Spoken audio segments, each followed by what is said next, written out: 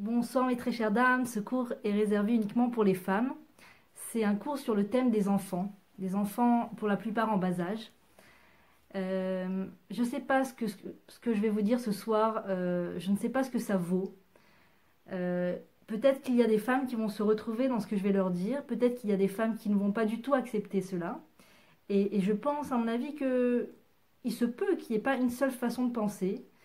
Ce que je vais vous dire, c'est pas de la Torah, c'est une pensée personnelle à mon avis. Quoique ça rejoint la Torah, à un moment je vais m'expliquer. Et chacune est libre de prendre comme elle le sent, si ça lui parle, si ça lui parle pas. Mais je suis sûre qu'il y a des femmes qui sont oui dans ce cas-là et que ça peut les aider. Chacune avec son calcul personnel. Je vais commencer avec une petite anecdote. Il n'y a pas longtemps, on m'a demandé d'aller déposer un repas chez une femme qui venait d'accoucher. Et je suis rentrée chez elle. À ce moment-là, j'avais encore, je crois que j'avais qu'un seul enfant à cette époque, il me semble. Je suis rentrée chez cette femme et cette femme avait au moins 6 enfants environ. Et j'ai vu d'abord une panique pas possible dans le salon, dans la salle à manger. Et j'ai vu que il y avait des dessins sur les murs de partout.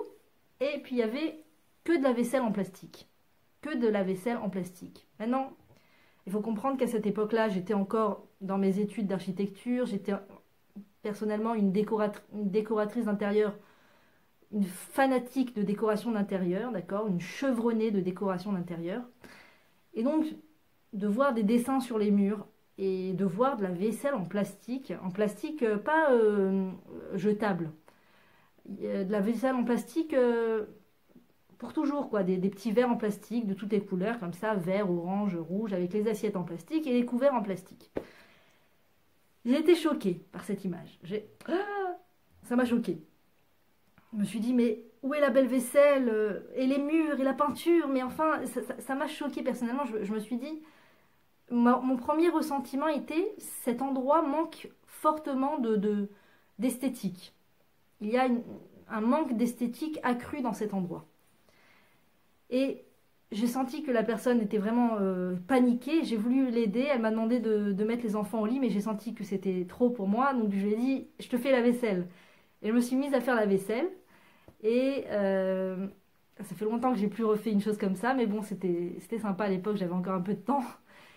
En faisant la vaisselle, je lavais la vaisselle en plastique. Et dans ma tête, je sais pas, il y avait une petite voix qui me disait, jamais, jamais de la vaisselle en plastique. Tu n'auras jamais de la vaisselle en plastique chez toi. Bon, j'ai aidé la femme, voilà. Bonne chance, Mazel Tov. Je suis partie, je suis rentrée chez moi comme ça. Et dans ma tête, je me disais, j'ai retrouvé ma belle vaisselle comme ça, et mes murs tout blancs, et mon petit bébé qui était petit, qui faisait encore rien. Donc la maison était encore à moi, c'était encore mon territoire à moi. J'étais apaisée comme ça de voir ma vaisselle en porcelaine et tout. Et, euh, et puis mon fils a grandi, Baruch Hashem. Et puis sont arrivés d'autres enfants, Baruch Hashem, Toda Lael. Et les enfants venant, les assiettes se sont mises à disparaître. Mais toutes mes belles assiettes en porcelaine se sont mises à se casser les unes après les autres. Chaque repas, je servais aux enfants le repas, je me souviens. Et il y avait toujours une assiette qui finissait en éclats, en 1000 morceaux par terre. Et une maman en éclats aussi. J'étais aussi vraiment pas contente. Vraiment, ça me réjouissait pas de voir mes assiettes qui se cassaient à chaque repas, que mes enfants prenaient les assiettes et les jetaient par terre. Ça m'énervait à chaque fois. Je crois que la première fois, je me suis peut-être mise en colère. Il m'est arrivé plusieurs fois même de me mettre en colère. Et puis, quand les enfants dormaient, après, je me disais, mais je faisais la vaisselle comme ça, je me disais, mais les pauvres, c'est pas possible. Je vais pas leur crier dessus à chaque fois qu'on fait un repas, mais d'un autre côté, jusqu'à quand les assiettes qui vont se casser? C'est pas possible. Quand je me suis souvenue tout d'un coup de cette femme qui avait des assiettes en plastique chez elle, mais je me suis dit, mais bien sûr, c'est ça la solution, des assiettes en plastique. Des assiettes en plastique, bien sûr. Ah, mais c'est pas beau, c'est moche et tout, la honte et tout. Bah, c'est pas grave, j'ai ma belle vaisselle en porcelaine, et puis j'aurai ma vaisselle en plastique pour les enfants, et puis c'est tout. Et donc, en effet, j'ai acheté de la vaisselle en plastique, et ça a été une révolution, c'était fantastique. Baruch Hashem, les enfants, ils pouvaient jeter les assiettes par terre, ils pouvaient jouer, ils pouvaient monter sur la table, grimper. J'étais beaucoup plus calme, et les enfants, ils le ressentaient. Déjà, moi, au niveau de ma santé personnelle, c'était mieux. Je me sentais mieux parce que j'avais pas tout le temps le ventre serré comme ça, qu'il y ait une assiette qui se casse ou quoi. Les enfants, ils pouvaient jouer avec les assiettes. Ensuite, par la suite, dans des cours d'éducation, j'ai appris que c'est très important de laisser la possibilité aux enfants de jouer pendant leur moment de repas. C'est-à-dire que pas de prendre les jouets, c'est-à-dire de prendre le manger, d'aller manger avec les jouets, tout ça, pas de mélanger tout ça. Mais quand ils sont à table en train de manger, les laisser jouer, les laisser, il y en a un il veut jeter le maïs, il y en a un il veut jeter l'assiette, les laisser tranquilles, ne pas leur crier dessus et les gronder pendant le moment du repas parce que sinon eux aussi ils ont besoin de digérer comme il faut. Et si nous, en tant qu'adultes, tu es en train de manger, chacun il fait ce qu'il veut, il y en a un il veut lire un livre, d'accord, tu lis ton livre et tu manges et qu'il y a quelqu'un qui vient et qui crie sur toi, ça serre le ventre, t'as plus envie de manger. Il faut savoir que chez les enfants c'est exactement la même chose. Quand on leur crie dessus pendant le repas, ça leur serre le ventre et ils ont du mal à digérer. Et après eux-mêmes, il se peut qu'ils perdent l'appétit, qu'ils aient plus très faim. Donc c'est important de les laisser manger et d'en faire de leur moment du repas une expérience agréable.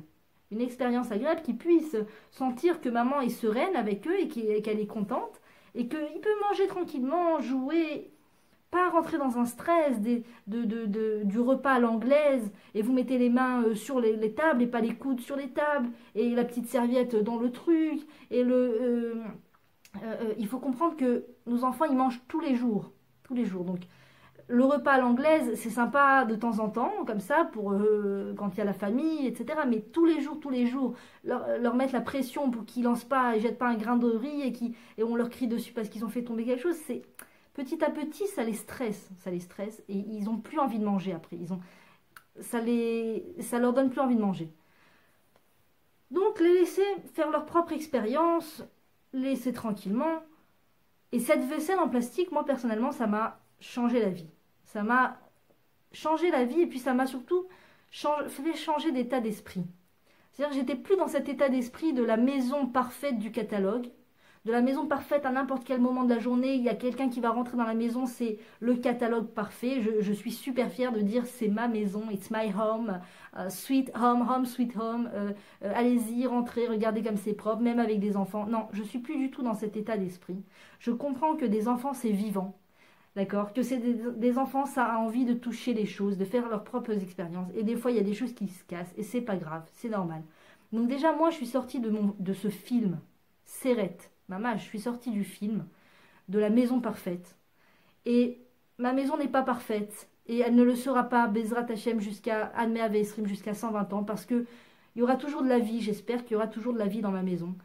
Les enfants, et puis après les petits-enfants. Et c'est un bonheur, c'est un bonheur. Et il faut, à mon avis, moi je pense que moi-même, pour arrêter de me rendre malade, il fallait que je sorte de cet état d'esprit de la maison parfaite, en fait. Et à partir du moment où j'ai fait ce pas de me dire, bah, les enfants, ils vont jouer avec la vaisselle, ils vont toucher, ils vont mettre leurs pattes, ils vont décorer la maison à leur sauce eux aussi. Ils font partie de la maison maintenant. C'est plus que moi, la décideuse de où est-ce qu'on met le cadre et où on met la peinture et tout ça. Ils vont aussi faire... il vaudrait mieux pour leur santé mentale et leur santé morale que je leur donne le sentiment qu'ils ont aussi leur place. Qu'ils ont aussi leur place. Et donc leur place, ça peut être des fois de jouer avec la vaisselle, ça peut être de renverser de l'eau par terre, ça peut être de jouer avec la nourriture, ça peut être de ne pas vouloir manger. Je me dis, plus je serai dans l'élasticité mentale, dans la tolérance, et plus l'ambiance sera sereine. Et je pense que c'est le but, à mon avis. Je pense que le but en soi, le sommet de pourquoi on fait les choses en tant que maman, je pense que c'est qu'il y ait la sérénité. Que les enfants ressentent que maman est sereine. Que les enfants ressentent que maman, elle n'est pas sur le point de faire une crise à chaque fois. À chaque fois pendant le repas, chaque fois quand on rentre de l'école, il y a toujours ce moment de crise. Non, qu'ils n'aient pas l'impression qu'il y a toujours une crise qui va leur tomber dessus, ou le sentiment que maman, elle n'est pas bien dans sa peau, elle n'est pas contente et tout, et qu'ils ont toujours fait quelque chose qu'il ne fallait pas. Ne pas leur donner ce sentiment, à mon avis, ça serait leur rendre un grand service. C'est pas seulement à mon avis, je l'ai étudié dans des cours d'éducation. Les enseignants en parlent énormément. C'est très important de donner ce sentiment aux enfants. qui sont libres de s'exprimer, qui sont tranquilles, que maman est tranquille, que maman est tolérante envers eux. Et on n'est pas dans un catalogue, voilà. On n'est pas là pour faire taper la pause. On n'est pas là pour taper la pause, on n'est pas là pour faire des photos toutes les 2 minutes, de la table, de la déco, de la truc, de l'ambiance. On est là pour vivre. On est là pour vivre. Donc, c'est vrai que qu'on a pu lire beaucoup, enfin moi personnellement j'ai lu beaucoup de magazines de déco dans ma vie, et donc j'ai toujours cette image de la maison parfaite, de l'appartement parfait, de la décoration parfaite. Et ben ça colle pas avec le rôle de la maman, ça colle pas avec le rôle de la famille.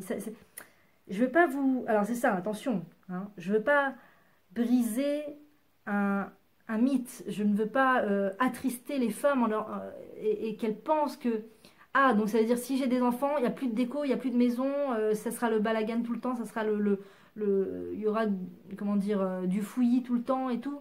Ah bah il vaut mieux pas avoir d'enfants et avoir une maison propre et nickel et tranquille.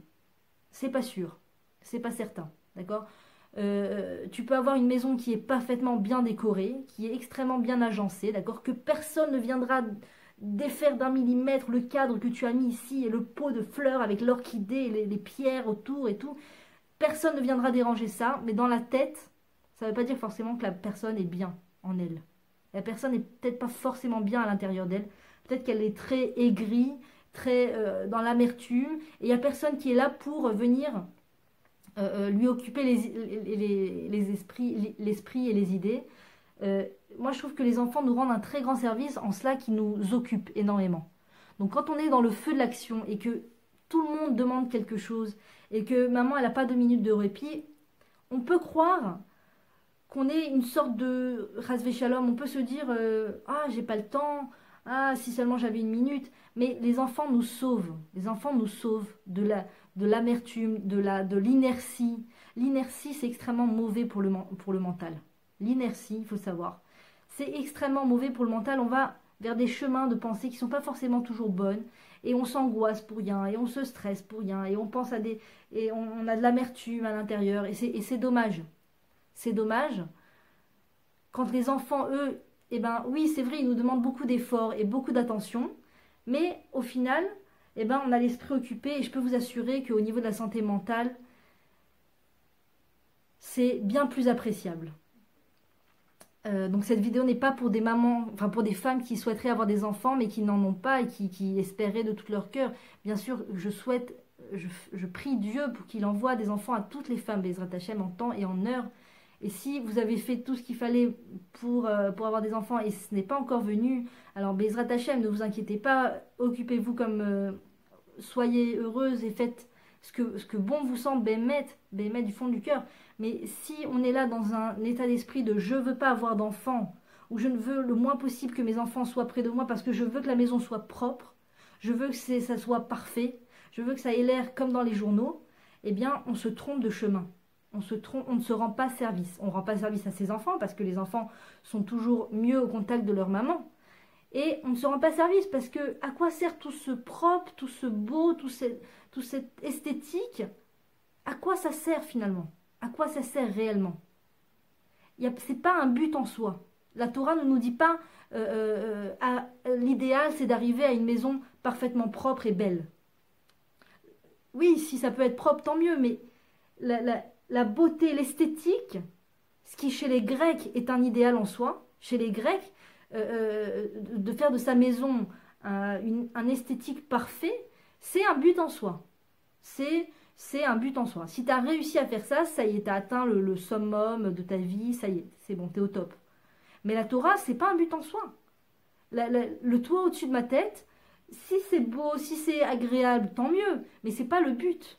Le but, c'est que le toit puisse abriter une famille juive, une cellule familiale qui va se construire de telle sorte que chacun va pouvoir exprimer ce qu'il a à l'intérieur. Qu'on n'est pas là comme des petits Anglais, des petits robots. Va dormir, oui, ne mets pas tes mains par terre, ne salis pas, ne touche pas, et on est tous terrifiés, on a tous qu'une angoisse, c'est que maman nous crie dessus parce qu'on a sali quelque chose. C'est pas ça l'ambiance juive. L'ambiance juive, c'est de permettre aux enfants de vivre, d'être vivants, mais béhémeth, d'être vivants, et de ne pas être dans cette illusion, dans ce rêve-là, ce faux rêve, de la photo parfaite, l'image parfaite, le canapé parfait, pas une tache, la peinture parfaite, pas une tache de doigt. Et attention, s'il y en a un qui fait une tache de doigt, je pique une crise. Non, non, ça rend pas service aux enfants.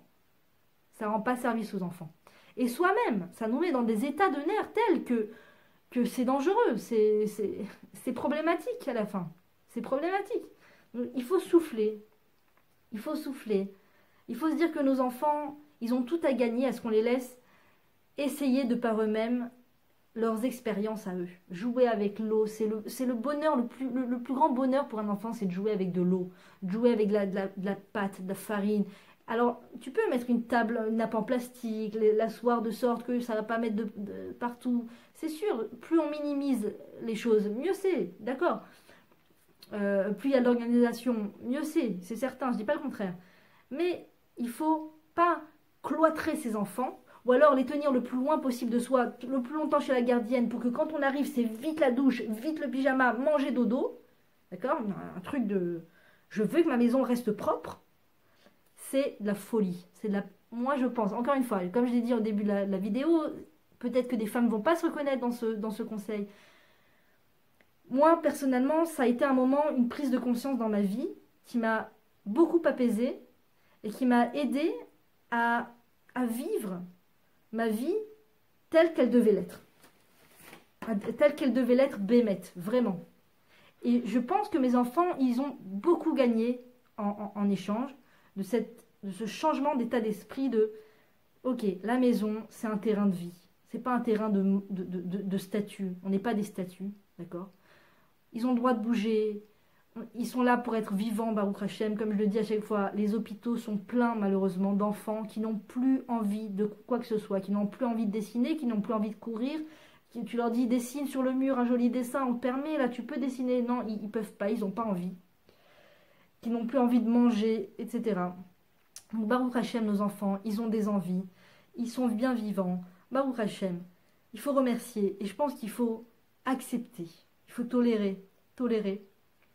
Et si par exemple le papa a du mal à s'y faire, alors avoir une discussion avec le papa et communiquer avec lui dire voilà, regarde, tu sais, au début, moi aussi j'étais dans un état d'esprit de maison catalogue, mais je me suis rendu compte, et j'ai étudié dans des cours, ou alors je me suis rendu compte que les enfants ils avaient besoin de leur liberté. Qu'est-ce que tu en penses si on les laissait un petit peu plus libres au niveau du repas, si on les laissait un petit peu plus jouer dans le salon, dessiner sur les murs, c'est pas grave, viens, on leur crie pas dessus quand ils dessinent sur les murs, viens, on peut leur expliquer de pas dessiner sur les murs, mais une fois que c'est fait, moi je pense que c'est dommage de les pétrifier par des cris et par des colères. C'est dommage, ça les abîme. Ça les abîme. Un enfant, c'est comme une chute de Niagara, c'est très très puissant. Et chaque colère, c'est comme une pierre qui vient atténuer la force du flux. Donc oui, nos colères et nos crises ont un impact néfaste et négatif sur les enfants. Il y a beaucoup d'adultes qui n'ont pas confiance en eux, qui ont honte, qui ne s'assument pas, qui n'osent pas exprimer leur vrai potentiel intérieur, qui expriment uniquement ce que la société les encourage à exprimer. Et si c'est eux personnellement, alors ils vont pas le faire parce que la honte. Beaucoup de fois, les adultes se ressentent comme ça, ont des hontes qui les pétrifient et ils ne savent pas d'où ça vient. Il faut comprendre que ça vient du fait que l'enfant a été freiné dans son enfance, dans son expression de la joie. Un enfant, les caractéristiques d'un enfant, c'est la joie, la spontanéité, le lien avec Hachem, la liberté, l'amour, mais principalement la joie. La caractéristique principale de l'enfant, c'est la joie. Pourquoi briser cette joie? Au nom de quoi? Au nom de quoi? De l'illusion, du film que je me fais dans ma tête, de me dire, allez, ouais, j'ai réussi à ranger ma maison, c'est nickel, au moins chez moi c'est nickel, chez moi c'est super propre. Pourquoi? Oui, mais si c'est pour crier sur les enfants parce qu'ils ont touché quelque chose, ils ont touché à la vitre, ils ont mis la main sur... Alors on devient comme des folles parce qu'ils ont touché aux épices, parce qu'ils ont... À quoi ça sert? À quoi ça sert de se dire ma maison elle est nickel si c'est pour piquer une crise dès que l'enfant il s'exprime, il fait quelque chose qui l'intéresse, il va répondre à une pulsion intérieure. Pourquoi? Pourquoi? Donc, je dis pas que la maison, ça doit être attention, parce que bien sûr qu'il faut respecter le conjoint. Si le conjoint il supporte pas quand il rentre de voir du balagan, c'est sûr qu'il faut minimiser. Mais je pense qu'il faut maximiser la communication avec le conjoint. Parler beaucoup de ces choses-là. Du fait qu'il ne faut pas crier sur les enfants, du fait qu'il faut les laisser s'exprimer. Si le conjoint, quand même, cela dit, est ce personnage qui ne va pas permettre aux enfants de s'exprimer réellement, alors que nous, on aimerait le faire, il ne faut pas s'inquiéter, parce que c'est une bénédiction quand les deux parents sont différents complètement.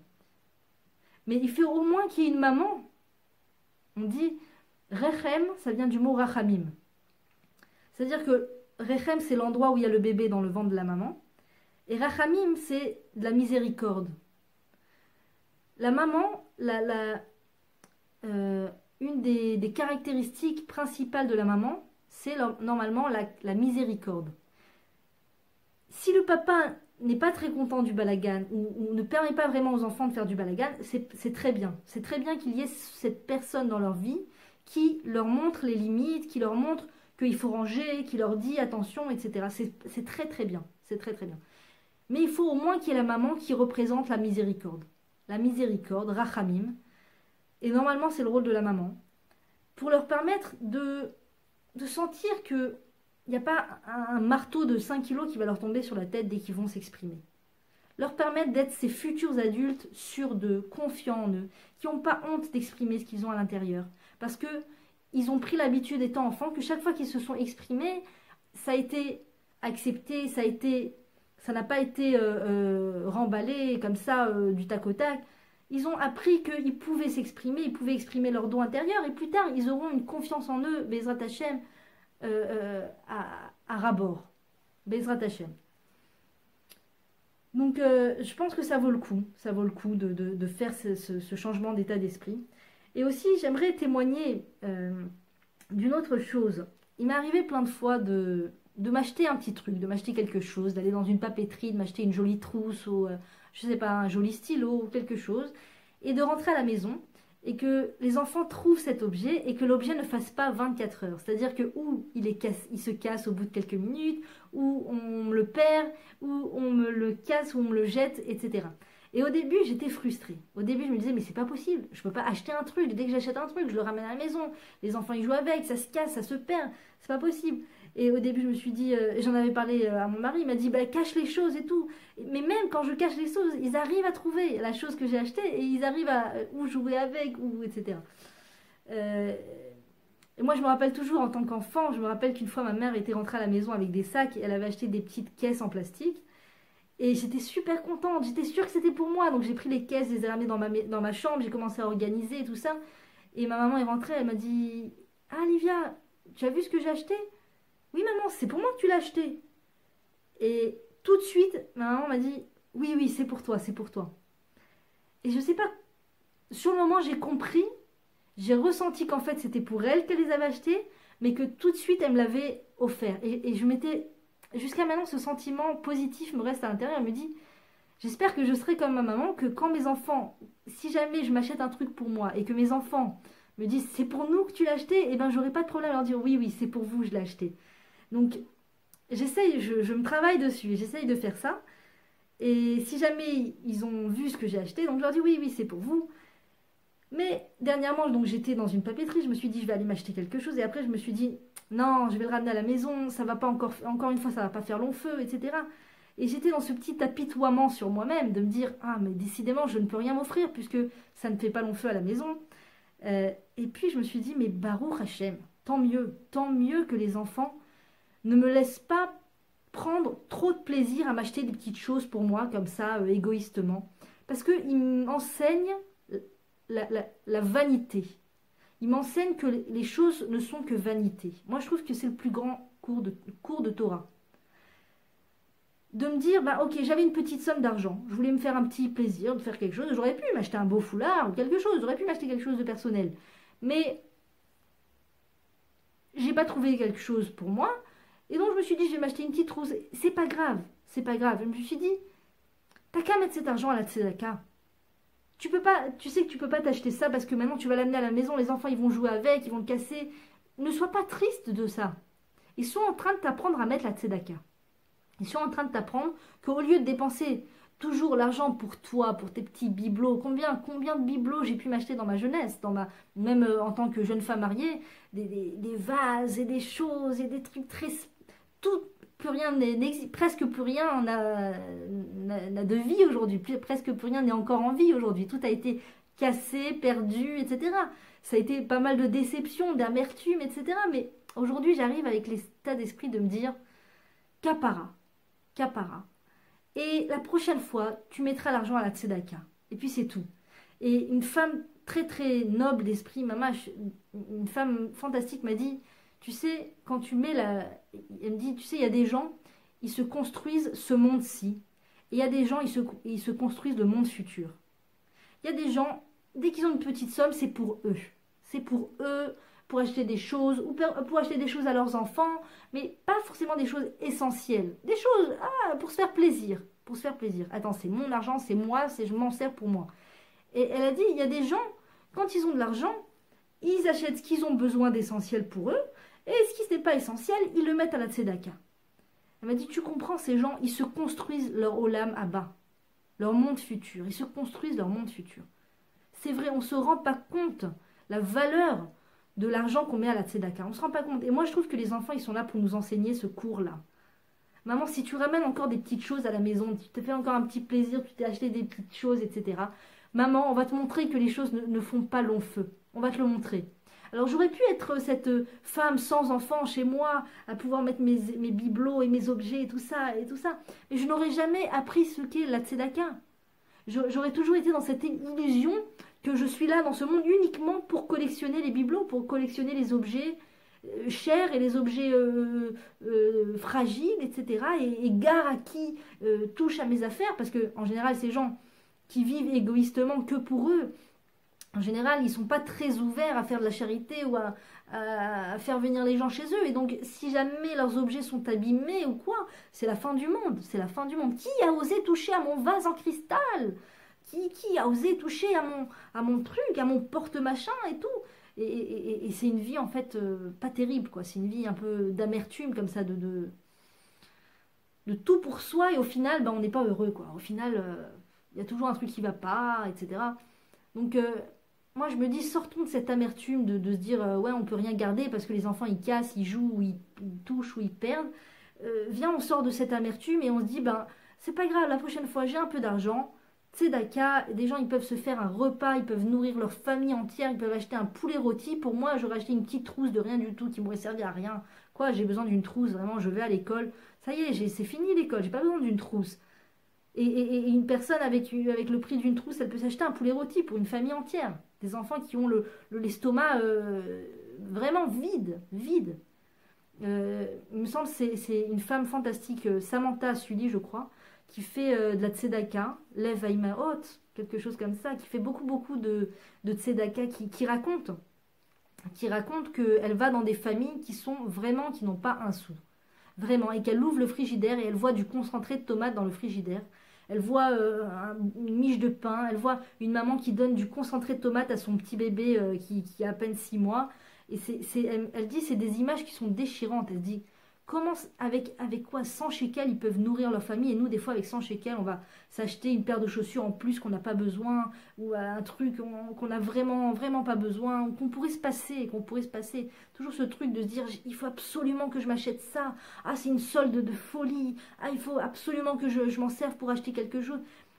Moi, je pense que si on arrive à développer cet état d'esprit, et je le dis pour moi aussi parce que je suis encore loin d'avoir cet état d'esprit, mais plus mes objets se cassent et s'abîment, et plus je me dis, laisse tomber le petit truc que tu voulais t'acheter là, laisse tomber les bêtises et tout, plus je commence à m'éveiller à cette conscience que qu'est-ce qu'une famille extrêmement pauvre aurait pu faire avec cet argent? C'est vrai, voilà, il y a une robe magnifique, ça, on peut tous acheter tout le temps, il n'y a pas de problème. Mais une famille dont les enfants, ils ont les estomacs vides, ils vont à l'école sans rien, ils n'ont même pas de sandwich pour aller à l'école, ils n'ont pas mangé de fruits de leur vie. Samantha qui racontait, qu'elle a été dans une famille où les enfants lui ont tiré la robe avant qu'elle parte et lui ont dit, s'il te plaît, tu peux nous acheter des fruits. On n'a jamais mangé de fruits. Toujours nos copains, ils ont des fruits à l'école et nous, on n'a jamais mangé de fruits depuis qu'on est né. Elle a dit, j'avais le cœur brisé. Donc se dire, il y a vraiment des gens qui ont vraiment besoin, quoi. Vraiment, ça existe. Ça existe vraiment. Et voilà, je pense que on se rend un grand service à soi d'abord. On se rend un grand service. Il ne faut pas croire que on se sentira mieux dans notre peau.